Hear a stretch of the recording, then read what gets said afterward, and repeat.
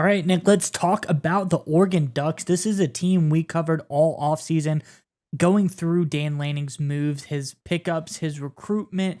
He had done a fantastic job shaping this team, and it's just showing on paper now the results of this team so far early on, 3 games into the season. Everything is looking really, really good for Oregon. Yeah, Miles, and I think the reports that you have kind of setting the stage for what's up next for Oregon will kind of really highlight the chances in front of this football team. And it's a great chance for the Oregon Ducks as we get ready for the real meat of their schedule. But that leads me directly into my question today for you Ducks fans to answer, as always, in the comment section below. Through the first 3 games of the regular season, who's your MVP? Look, obviously, the quarterback is the guy that's going to be on the top of a lot of people's list, but give me kind of an under the radar guy, a guy who you think has really stuck out and done a really nice job so far for the Oregon Ducks, who really deserves a lot of credit as well. And make sure you put them in the comment section below. All right, Miles, what you got? What's the latest out of Eugene? Yeah, Nick, let's get into the article. I'm going to read it. It's going to give you a lot of information, and then we can dissect that afterwards. But this is from over on Ducks Digest. It says the Oregon Ducks 3-0 are on a 3-game winning streak after defeating the Hawaii Rainbow Warriors 55-10 on Saturday night in Eugene. Quarterback Bo Nix and the Oregon offense put up 560 yards of total offense while limiting the Hawaii offense to just 201 total yards. With their latest performance, the Ducks have cracked the top 10 of the AP poll at number 10. Dan Lanning and the Ducks exit their non-conference slate, having also taken home wins over Portland State and Texas Tech as they head into Pac-12 play. Up next, the Ducks will have their toughest test yet with number 19 Colorado, but are early 17.5-point favorites according to BetMGM. Nick, I think this is big for Oregon. First of all, non-conference play, they go 3-0. You got to do that if you want to have hopes at getting to the national championship this year. But the Ducks go into the start of a tough Pac-12 series. They have Colorado up first. Later on down the line, I believe they have Southern Cal. There's a lot of tough teams that this Oregon team is going to have to get through. But if they get through that, Utah. they look really good if they can get through that slate of Pac-12 teams. Wouldn't you say, Nick?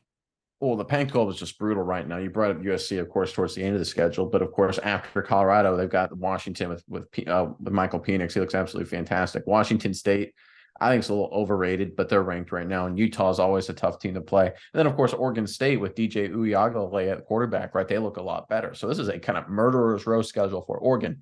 That being said, they are the most suited team in the Pac-12, in my opinion, to make a run at this thing because they've got the right-minded coach. I always think you want to have a kind of defensive-minded guy. You don't want like a high-powered air raid Lincoln Riley guy as your head coach because I think that just limits a lot of what you can do, in terms of managing situations in big games. We've seen that with USC. They've gotten beat a lot of times at Utah and I believe Tulane last year in the bowl game because their coach Lincoln Riley just didn't understand how to manage certain games against good teams. He just kept putting his defense in bad situations. Lanning's got a different kind of mindset. He understands, I think, the game more holistically, both sides of the ball, which I think will really benefit Oregon in these matchups. Now, talking about the Colorado game, I think it's very interesting because I think Oregon, the fact that they're 17-point favorites, we're 3 games in, right? Everyone knows what Colorado's good at. Everyone knows their talents. Everyone knows what Oregon is good at. Everyone knows their talents.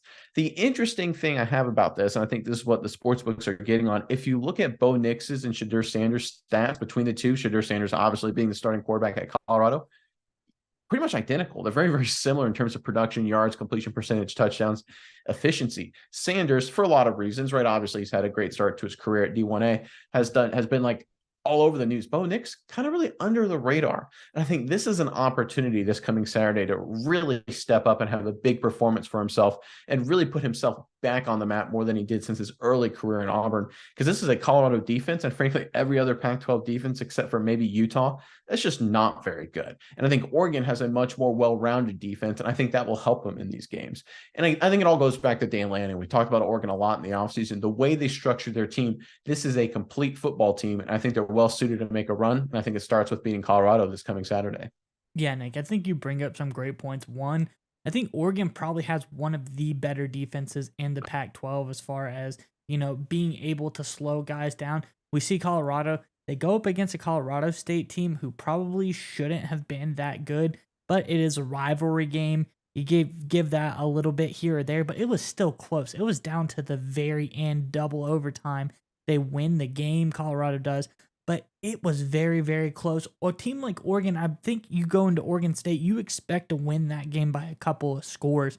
I mean, Oregon State is a good team, but Oregon is just that much better so far through the season. They look really, really great. They're able to put up a lot of points. They're able to hold teams to low scoring games, even though it's non-conference play. I think this Oregon team is really set up nicely. And I go back to the earlier point.